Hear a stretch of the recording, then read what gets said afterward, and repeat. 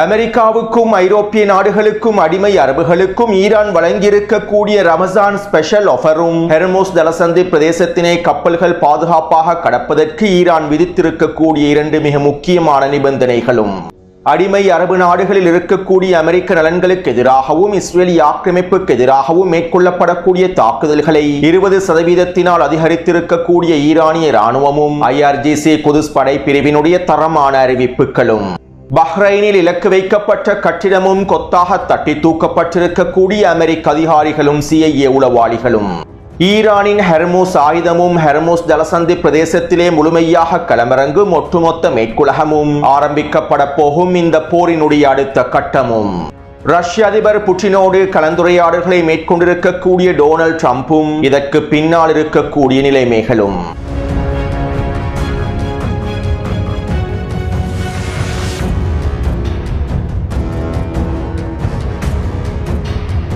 எண்ணெய் விலை பல மடங்கினால் அதிகரித்ததை தொடர்ந்து அமெரிக்காவுக்குள்ளே பதற்ற நிலைமையானது அதிகரித்திருப்பதனை தொடர்ந்து அமெரிக்க மக்கள் அதிருப்தியை வெளிப்படுத்தி இருப்பதனை தொடர்ந்து டொனால்ட் ட்ரம்பும் அவருடைய நிர்வாகமும் இழப்புகளை மறைப்பதற்கான பிரச்சாரங்களை தீவிரப்படுத்தியுள்ளார்கள். கடந்த 12 மணித்தியாலங்களுக்குள் டொனால்ட் ட்ரம்பும் அமெரிக்க வெளியுறவுத்துறை அமைச்சர் மார்க்கோ ரூபியோவும் போர் அமைச்சர் பீட் ஹெக்ஸெட்டும் தீவிரமான ஊடக பிரச்சாரங்களை மேற்கொண்டு வருகின்றார்கள். அடுக்கடுக்காக ஒவ்வொரு ஊடகங்களுக்கும் நேர்காணல்களை வழங்கி அவர்களுடைய பிரச்சாரங்களை தீவிரப்படுத்தியுள்ளார்கள். ஈரானுக்கு எதிரான போர்க்களத்தில் அமெரிக்காவினுடைய பாதை சரியான முறையில் பயணிக்கின்றது என்பதனையும் ஈரான் மிகப்பெரிய வீழ்ச்சியை அடைந்து கொண்டிருக்கின்றது, ஈரானினுடைய ஒட்டுமொத்த இராணுவ திறன்களையும் அளித்துவிட்டோம் என்பதனையும் இதனால் இதற்கு பிறகு ஈரானினால் எதுவுமே செய்ய முடியாது என்பதனையும் தற்போதைய எரிபொருள் விலையேற்றம் ஒரு தற்காலிகமானது தான் என்பதனையும் பிரச்சாரங்களாக மேற்கொண்டு வருகின்றார்கள். சர்வதேச சமூகத்தினை ஏமாற்றாவிட்டால், அமெரிக்க மக்களை ஏமாற்றாவிட்டால் அமெரிக்காவுக்குள்ளே பதற்ற நிலைமையானது உச்சக்கட்டத்தை அடைந்துவிடும். இதனால் தற்போது ஈரானுக்கு எதிரான போரானது சரியான பாதையில் தான் சென்று கொண்டிருக்கின்றது.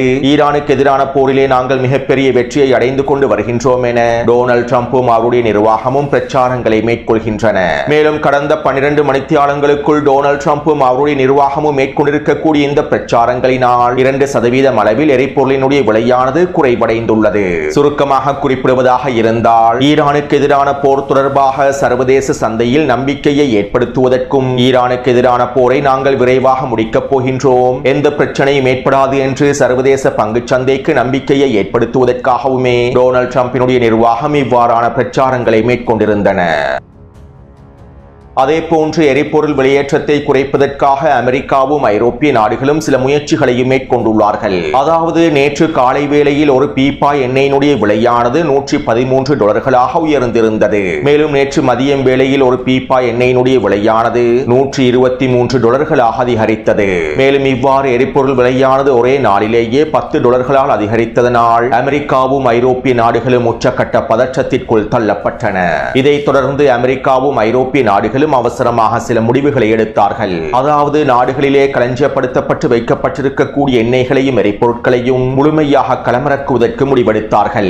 அமெரிக்காவும் ஐரோப்பிய நாடுகளும் அவசர கால சூழ்நிலைகளுக்கு தேவைப்படும் வகையில் அதிகளவான எண்ணெய்களை களஞ்சியப்படுத்தி வைத்துள்ளார்கள். ஒரு மிகப்பெரிய போர் சூழல் ஏற்படும் சந்தர்ப்பத்தில் இந்த எண்ணெயை பயன்படுத்துவதற்காகவே இதனை களஞ்சியப்படுத்தி வைத்துள்ளார்கள். மேலும் அதிகளவான ஐரோப்பிய நாடுகள் ரஷ்யாவுடனான ஒரு மிகப்பெரிய போரை எதிர்பார்த்தே ரஷ்யாவுடனான அடுத்த கட்ட போரை எதிர்கொள்வது அதற்காகவே எண்ணெய்களை அதிகமாக களஞ்சியப்படுத்தி வைத்திருந்தார்கள். இப்படியான நிலைமையிலேயே தற்போது ஐரோப்பிய நாடுகள் அவர்கள் களஞ்சியப்படுத்தி வைத்திருக்கக்கூடிய எண்ணெய்களை களமிறக்கியுள்ளார்கள். கடந்த 10 நாட்களுக்குள்ளே பிரித்தானியா உட்பட ஏனைய ஐரோப்பிய நாடுகளில் எரிபொருள் விலையானது 25% அதிகரித்துள்ளது. மேலும் கடந்த 2 நாட்களுக்குள் மாத்திரம் ஐரோப்பிய நாடுகளுக்குள் எரிபொருள் மற்றும் எரிவாயுவின் விலையானது உச்சக்கட்டத்தை அடைந்துள்ளது. இதனால் ஐரோப்பிய நாடுகளுக்குள்ளே உணவுப் பொருட்களின் வெளியேற்றமும் பல மடங்கினால் அதிகரித்துள்ளது.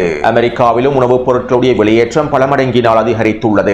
மேலும் இந்த நிலைமை நீடிக்குமாக இருந்தால் ஒட்டுமொத்த ஐரோப்பாவும் மிகப்பெரிய நெருக்கடிக்குள் தள்ளப்பட்டுவிடும். இதைத் தொடர்ந்து ஐரோப்பிய மக்களும் அமெரிக்க மக்களும் அவர்களுடைய அரசாங்கங்களுக்கு எதிராக புரட்சிகளையும் போராட்டங்களையும் ஆரம்பித்து விடுவார்கள். இந்த நிலைமை ஏற்பட்டால் ஒட்டுமொத்த மேற்குலகிலும் ஒரு ஸ்திரத்தன்மையற்ற நிலைமை ஏற்பட்டுவிடும். இன்னும் ஒரு வாரத்திற்குள்ளே எண்ணெயினுடைய விலையானது $150 அதிகமாகிவிட்டால் நிலைமைகளை கட்டுப்பாட்டுக்குள் கொண்டு வர முடியாத நிலைமை ஏற்பட்டுவிடும். மேற்குலகம் முழுவதும் ஸ்திரத்தன்மையை எண்ணெயை கட்டுப்பாட்டுக்குள் கொண்டு வர முடியாத நிலைமை ஏற்பட்டுவிடும். இதனாலேயே அவசரமாக அமெரிக்காவும் ஐரோப்பிய நாடுகளும் அவர்கள் களஞ்சியப்படுத்தி வைத்திருந்த எண்ணெய்களை களமிறக்குவதற்கு திட்டமிட்டார்கள். மேலும் இதற்கமைவாக நேற்றைய தினம் குறித்த களஞ்சியப்படுத்தப்பட்ட எண்ணெய்களை களமிறக்கினார்கள். இதைத் தொடர்ந்து நேற்றிரவு எண்ணெய் விலையானது $105 குறைந்திருப்பதாக தெரிவிக்கப்படுகின்றது. $123 இருந்து $105 குறைந்திருப்பதாக தெரிவிக்கப்படுகின்றது. அத்தோடு இங்கிருக்கக்கூடிய இன்னும் மிக முக்கியமான விடயம் என்னவென்றால், இன்னும் 2 வாரங்களுக்கு மாத்திரமே இந்த களஞ்சியப்படுத்தப்பட்டிருக்கக்கூடிய எண்ணெயை பயன்படுத்த முடியும். 2 வாரங்களுக்கு மேலாக ஐரோப்பிய நாடுகள் களஞ்சியப்படுத்தப்பட்டிருக்கக்கூடிய எண்ணெயை பயன்படுத்தினால் ரஷ்யாவுடனான அடுத்த கட்ட போருக்கு அவர்களுடைய தயார்படுத்தல்கள் முழுமையாக பூஜ்ஜியமாகிவிடும். இதனால் தற்போது இன்னும் 2 வாரத்திற்கு மாத்திரம் களஞ்சியப்படுத்தி வைக்கப்பட்டிருக்கக்கூடிய எண்ணெயை பயன்படுத்துவதற்கு ஐரோப்பிய நாடுகளும் அமெரிக்காவும் முடிவுகளை எடுத்துள்ளார்கள். அடுத்தது இவர்களுக்கு இருக்கக்கூடிய சவாலான விடயம் என்னவென்றால், இன்னும் 2 வாரங்களுக்குள்ளே ஹெர்முஸ் ஜலசந்தி பிரதேசம் முழுமையாக திறக்கப்பட்டுவிட வேண்டும். 2 வாரத்திற்குள் ஹெர்முஸ் ஜலசந்தி பிரதேசம் திறக்கப்பட்டு எண்ணெய் கப்பல்களும் LNG எரிவாயு கப்பல்களும் ஹெர்முஸ் ஜலசந்தி பிரதேசத்தினை பாதுகாப்பாக கடந்துவிட வேண்டும். அவ்வாறு கடந்தால் மாத்திரம்தான் 2 வாரத்திற்குள் களஞ்சியப்படுத்தப்பட்டு வைக்கப்பட்டிருக்கக்கூடிய எண்ணெயை பயன்படுத்தி நிலைமைகளை கட்டுப்படுத்த முடியும். 2 வாரத்திற்கு பின்பும் ஹெர்முஸ் ஜலசந்தி பிரதேசம் திறக்கப்படாவிட்டால் தற்போது ஏற்பட்டிருக்கக்கூடிய பதற்ற நிலைமையானது ஒட்டுமொத்த மேற்குலகமும் மிகப்பெரிய சிக்கலுக்குள் தள்ளப்பட்டுவிடும். மேற்குலகினுடைய ஸ்திரத்தன்மையானது தலைகீழாக மாறிவிடும். மேற்குலகிலே வாழக்கூடிய மக்கள் விலையேற்றத்தினாலும் எரிபொருள் விலை அதிகரிப்பினாலும் வீதிகளிலே களமிறங்கி அவர்களுடைய அரசாங்கத்திற்கு எதிரான போராட்டங்களையும் ஆரம்பித்து விடுவார்கள்.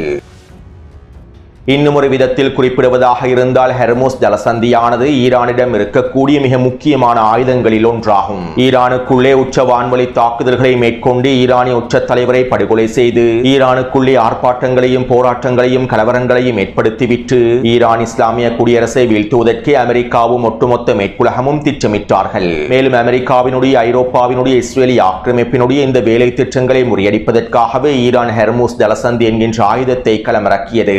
போரினுடைய ஆரம்பத்திலேயே ஈரான் ஹெர்முஸ் ஜலசந்தி ஆயுதத்தை பயன்படுத்திவிட்டது. இதனால் ஈரானுக்குள்ளே கலவரங்களையும் போராட்டங்களையும் ஏற்படுத்தி ஈரான் இஸ்லாமிய குடியரசை வீழ்த்துவதற்காக களமிறங்கியவர்களுக்கு அவர்களுடைய அரசாங்கங்களை பாதுகாக்க முடியாத நிலைமை ஏற்பட்டுள்ளது. இன்னும் 2 வாரத்திற்குள் ஹெர்முஸ் ஜலசந்தி பிரதேசம் திறக்கப்படாவிட்டால் அவர்களுடைய நாடுகளிலே ஆர்ப்பாட்டங்களும் போராட்டங்களும் வீரியமடைந்துவிடும். அமெரிக்காவும் ஐரோப்பாவும் பதற்ற நிலைமைகளுக்குள் தள்ளப்பட்டுவிடும். மேலும் இவர்களின் ஸ்திரத்தன்மையும் முழுமையாக முடங்கிவிடும். எனவே ஈரான் களமிறக்கியிருக்க இந்த ஆயுதம் போர் ஆரம்பிக்கப்பட்டு முதல் 10 நாட்களிலேயே அமெரிக்காவினுடைய இஸ்ரேலிய ஆக்கிரமிப்பினுடைய மேற்குலகினுடைய இலக்குகளை ஈரான் அவர்களுக்கு எதிராகவே திருப்பிவிட்டது. ஹெர்முஸ் ஜலசந்தி ஆயுதத்தை பயன்படுத்தி ஈரான் அவர்களுடைய நாடுகளுக்குள்ளே பதற்ற நிலைமைகளையும் ஸ்திரத்தன்மையற்ற நிலைமைகளையும் விதைத்துவிட்டது. எனவே தற்போது அமெரிக்காவுக்கும் ஐரோப்பாவுக்கும் ஒட்டுமொத்த மேற்குலகுக்கும் 2 வாரங்கள் மாத்திரமே இருக்கின்றன. இந்த 2 வாரத்திற்குள்ளே ஹெர்முஸ் ஜலசந்தி பிரதேசத்தினை எப்படியாவது திறந்தாக வேண்டும். என்ன செய்தாவது ஹெர்முஸ் ஜலசந்தி பிரதேசத்தினை திறந்து விட வேண்டும் என்பதே தற்போது ஒட்டுமொத்த மேற்குலகினுடைய முக்கியமான நோக்கமாக இருக்கின்றது. இப்படியான நிலைமையிலேயே தற்போது பிரான்ஸ் ஹெர்முஸ் ஜலசந்தி பிரதேசத்தில் களமிறங்கப் போகின்றது. நேற்று இரவு நடைபெற்ற ஊடக சந்திப்பில் பிரான்சினுடைய அதிபர் மேக்ரோன் இவை தொடர்பான கருத்துக்களை வெளியிட்டிருந்தார்.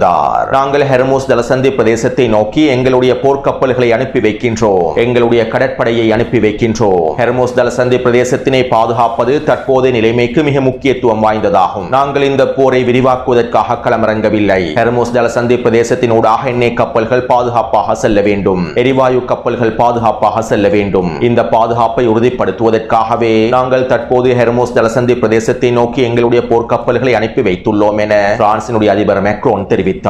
அத்தோடு இன்னும் 2-3 நாட்களுக்குள் பிரான்சினுடைய போர்க்கப்பலானது ஓமான் வளைகுடா பிரதேசத்தை அடைந்து விடும் என்றும் தெரிவிக்கப்படுகின்றது. அதே போன்று ஆப்ரஹாம் லிங்கன் போர்க்கப்பலும் தற்போது ஓமான் வளைகுடா பிரதேசத்திலேயே நிலை கொண்டுள்ளது. ஈரானிய எல்லை பிரதேசத்திலிருந்து 1000 கிலோமீட்டர் தொலைவிலேயே நிலை கொண்டுள்ளது. அதே போன்று ஜெரால்போர்ட் போர்க்கப்பலும் தற்போது ஓமான் வளைகுடா பிரதேசத்தை நோக்கியே நகர்கின்றது. இன்னும் 3-4 நாட்களுக்குள் குறித்த போர்க்கப்பலும் ஓமான் வளைகுடா பிரதேசத்தினை அடைந்துவிடும். பிறகு அமெரிக்காவினுடைய ஐரோப்பாவினுடைய போர்க்கப்பல்களும் கடற்படைகளும் ஒன்றிணைந்து இணைந்து ஹெர்மோஸ் ஜலசந்தி பிரதேசத்தினை தங்களுடைய கட்டுப்பாட்டுக்கு கீழால் கொண்டு வருவதற்கான மோதல்களை ஆரம்பிப்பார்கள். அதாவது ஹெர்மோஸ் ஜலசந்தி பிரதேசம் தற்போது பாதுகாப்பாக இருக்கின்றது. எண்ணெய் கப்பல்களும் LNG எரிவாயு கப்பல்களும் குறித்த பிரதேசத்தினை பாதுகாப்பாக கடக்க முடியும் என்கின்ற நம்பிக்கையை அமெரிக்கா மற்றும் ஐரோப்பிய நாடுகளின் கடற்படைகளும் சர்வதேசத்திற்கு உறுதிப்படுத்த வேண்டும். இவ்வாறு ஹெர்மோஸ் ஜலசந்தி பிரதேசத்திலே நம்பிக்கையை விதைத்தால் மாத்திரமே எண்ணெய் கப்பல்களும் எரிவாயு கப்பல்களும் ஹெர்மோஸ் ஜலசந்தி பிரதேசத்தினை கடக்கும். மேலும் இதற்காக இவர்கள் ஹெர்மோஸ் ஜலசந்தி பிரதேசத்தில் ஈரானிய கடற்படைக்கு எதிராக தாக்குதல்களை மேற்கொள்ள வேண்டி ஏற்படும். ஈரானிய கடற்படையோடு நேரடியான மோதல்களில் ஈடுபட வேண்டி ஏற்படும். இந்த மோதல்களை முழுமையாக வெற்றி கொண்டதற்கு பின்பே ஹெர்மோஸ் ஜலசந்தி பிரதேசத்தினுடைய பாதுகாப்பை இவர்களுக்கு உறுதிப்படுத்த முடியும். அதற்கு பின்புதான் எண்ணெய் கப்பல்களும் LNG எரிவாயு கப்பல்களும் ஹெர்மோஸ் ஜலசந்தி பிரதேசத்தை பாதுகாப்பாக கடக்கும். எனவே இதற்காகத்தான் தற்போது அமெரிக்காவும் நேட்டோவும் ஹெர்மோஸ் ஜலசந்தி பிரதேசத்தை நோக்கி நகர்கின்றார்கள். இப்படியான நிலைமையில் ஈரானிய தேசிய பாதுகாப்பு சபையினுடைய தலைவர் அலி லர்ஜானி அவர்கள் இவ்வாறு தெரிவித்துள்ளார். ஹெர்மோஸ் ஜலசந்தி பிரதேசத்தினை மீண்டும் திறப்பதற்கு பிரான்ஸ் களமிறங்கி இருப்பதாக செய்திகளில் கேள்விப்பட்டேன். அமெரிக்காவும் இஸ்ரேலிய ஆக்கிரமிப்பும் பிராந்தியத்தில் ஏற்படுத்தியிருக்கக்கூடிய போரினுடைய தீப்பிழம்புகளுக்கு மத்தியில் ஹெர்மோஸ் ஜலசந்தி பிரதேசத்திலே உங்களால் எந்த ஒரு பாதுகாப்பையும் உறுதி செய்யவே முடியாது.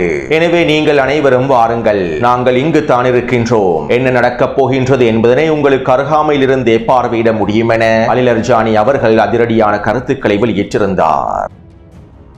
இதைத் தொடர்ந்து ஈரானினுடைய வெளியுறவுத்துறை அமைச்சர் அப்பாஸ் அரக்சி அவர்கள் எக்ஸ் தளத்தில் இவ்வாறு பதிவிட்டார். ஈரானுக்கு எதிரான அமெரிக்காவின் ஆபரேஷன் எபிக் மிஸ்டேக் தாக்குதல்கள் மேற்கொள்ளப்பட்டு 9 நாட்கள் முடிவடைந்துள்ள நிலைமையில் எண்ணெய் வெளியேற்றம் பல மடங்கினால் அதிகரித்துள்ளது. மேற்குலக நாடுகளின் உணவுப் பொருட்களுடைய வெளியேற்றம் விண்ணை தொட்டு வருகின்றது. மேற்குலக நாடுகளில் உணவுப் பொருட்களுடைய வெளியேற்றமும் ஏனைய அத்தியாவசிய பொருட்களுடைய வெளியேற்றமும் விண்ணை தொடுமளவுக்கு உயர்ந்துள்ளன. மேலும் இவர்கள் மிகப்பெரிய பணவீக்கத்தை அனுபவித்து வருகின்றார்கள். அத்தோடு இந்த வெளியேற்றத்தை கட்டுப்படுத்தும் நோக்கத்தோடும் இந்த இழப்புகளை கட்டுப்படுத்தும் நோக்கத்தோடும் எண்ணெய் விலையை பாரிய அளவில் குறைக்க வேண்டும் என்கின்ற நோக்கத்தோடும் அமெரிக்கா எங்களுக்கு எதிரான விசேட நடவடிக்கைகளை மேற்கொள்வதற்கு திட்டமிட்டு வருகின்றது என்பதனை நாங்கள் அறிந்துள்ளோம். எங்களுக்கு எதிராக தயாராகி வரக்கூடிய சூழ்ச்சி திட்டங்களை நாங்கள் முழுமையாக அறிந்து வைத்துள்ளோம். மேலும் இதற்கு நாங்கள் தயாராகவே இருக்கின்றோம் என ஈரானிய வெளியுறவுத்துறை அமைச்சர் அப்பாஸ் அரக்சி அவர்கள் தெரிவித்துள்ளார். அதாவது ஹெர்மோஸ் ஜலசந்தி பிரதேசத்தில் அடுத்த கட்ட போரை ஆரம்பித்ததும் அமெரிக்கா ஈரானுக்குள்ளே விசேட நடவடிக்கைகளை மேற்கொள்வதற்கு திட்டமிட்டுள்ளது. ஈரானினுடைய காக் தீவை முழுமையாக கைப்பற்றி அங்கிருக்கக்கூடிய எண்ணெய் ஏற்றுமதியை முழுமையாக கைப்பற்றுவதற்கும் அணுசக்தி தளங்களை கைப்பற்றி 400 கிலோகிராம் யுரேனியத்தினை கைப்பற்றுவதற்கும் டொனால்ட் ட்ரம்ப் திட்டமிட்டுள்ளார். ஒரே நேரத்தில் ஈரானின் காக் தீவையும் யுரேனியம் செறிவூட்டல்களையும் கைப்பற்றுவதற்கு டொனால்ட் ட்ரம்ப் திட்டமிட்டுள்ளார். இந்த தாக்குதல் நடவடிக்கைகள் அனைத்தும் ஒரே நேரத்தில் மேற்கொள்ளப்படுவதற்கான முயற்சிகளையே டொனால்ட் ட்ரம்ப் திட்டமிட்டுள்ளார் என தகவல்கள் வெளியாகியுள்ளன. இதைத்தான் ஈரானிய வெளியுறவுத்துறை அமைச்சர் அப்பாஸ் அரக்சி அவர்களும் தெரிவித்திருந்தார். மேலும் முன்னைய காணொலிகளிலும் அமெரிக்காவினுடைய இந்த விசேட நடவடிக்கைகள் தொடர்பாக பல தகவல்களை குறிப்பிட்டுள்ளேன். அத்தோடு நேற்றிரவு டொனால்ட் ட்ரம்ப் ரஷ்ய அதிபர் புட்டினோடு கலந்துரையாடல்களை மேற்கொண்டுள்ளார். தொலைபேசியில் மேற்கொள்ளப்பட்டிருக்கக்கூடிய இந்த கலந்துரையாடல்களின் போது ஈரானுக்கு எதிரான விசேட நடவடிக்கைகள் தொடர்பாகவும் இராணுவ நடவடிக்கைகள் தொடர்பாகவும் கலந்துரையாடப்பட்டிருப்பதாக தெரிவிக்கப்படுகின்றது. அதாவது ஈரானினுடைய 400 கிலோகிராம் யுரேனியத்தினை கைப்பற்றுவது தொடர்பாகவும் ஈரானினுடைய காக் எண்ணெய் தீவை முழுமையாக கைப்பற்றுவது தொடர்பாகவுமே டொனால்ட் ட்ரம்ப் ரஷ்ய அதிபர் புட்டினோடு தொலைபேசியில் கலந்துரையாடல்களை மேற்கொண்டுள்ளார். மேலும் இங்கிருக்கக்கூடிய இன்னும் ஒரு மிக முக்கியமான விடயம் என்னவென்றால் ஈரானுக்கு எதிரான போரிலே ரஷ்யாவினுடைய நிலைப்பாடானது 50-50 இருக்கின்றது. இன்னும் ஒரு விதத்தில் குறிப்பிடுவதாக இருந்தால் ரஷ்யா அதனுடைய நட்பு நாடுகளை பாதுகாப்பதற்காக ரிஸ்க் எடுப்பதற்கு பயப்படுகின்றது.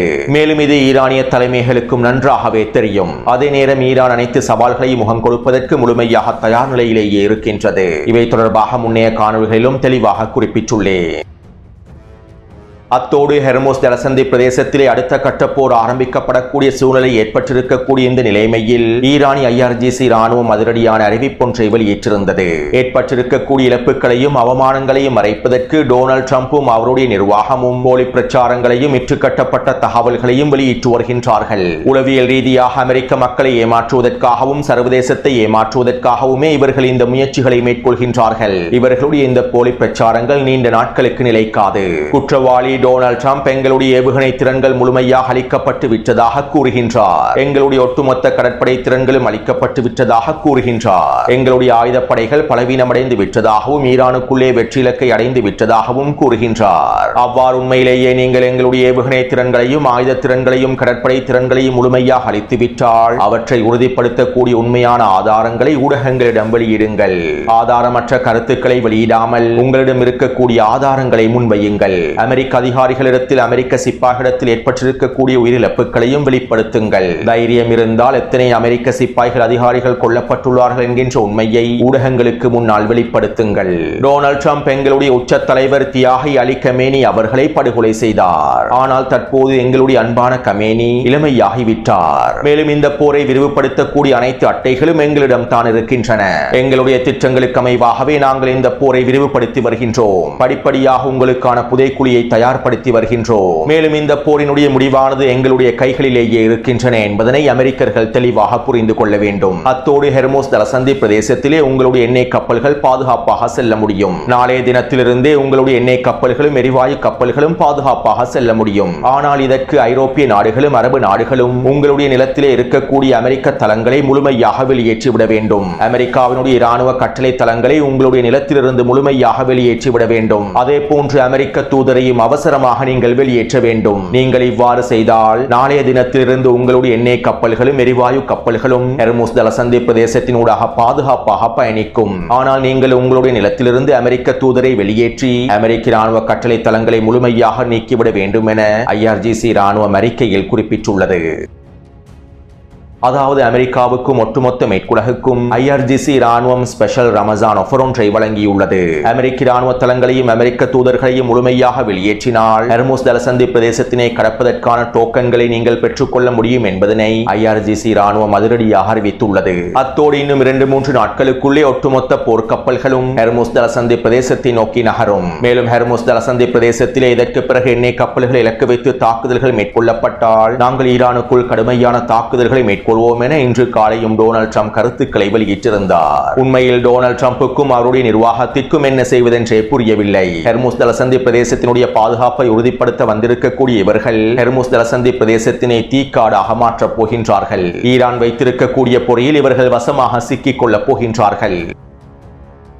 அடுத்து ஈரான் அடிமை அரபு நாடுகளில் இருக்கக்கூடிய அமெரிக்க தளங்களுக்கு எதிரான தாக்குதல்களை மேலும் 20% அதிகரித்துள்ளது. இஸ்ரேலிய ஆக்கிரமிப்புக்கு எதிரான தாக்குதல்களையும் 20% அதிகரித்துள்ளது. அடிமை அரபு நாடுகளுக்கு எதிராக ட்ரோன் தாக்குதல்களும் ஏவுகணை தாக்குதல்களும் மேற்கொள்ளப்படுகின்றன. அடிமை அரபு நாடுகளில் இருக்கக்கூடியவர்களுக்கு இது நன்றாகவே தெரியும். மேலும் ஈரானினுடைய ஏவுகணைகளையும் ட்ரோன்களையும் சுட்டு வீழ்த்துவதற்கு அடிமை அரபு நாடுகள் முழுமையான முயற்சிகளை மேற்கொண்டு வருகின்றன.